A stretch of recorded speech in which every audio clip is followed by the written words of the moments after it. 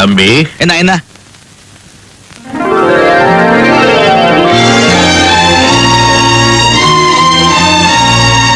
உன் பேர் என்னப்பா? ராஜா. உங்க அப்பா அம்மா உனக்கு நல்ல பேரா தான் வச்சிருக்காங்க. உன்னுடைய நல்ல குணத்துக்கு உண்மையிலேயே நீ ராஜா தான். போயிட்டோம். சொந்த கிளிதான் தேடும் இந்த பறவை, கண்டும் அதை கொல்லாது அந்த பறவை. கண்ணில் ஒரு நீரோட்டம், கண்ணை இமை காணாமல் கால கொடும்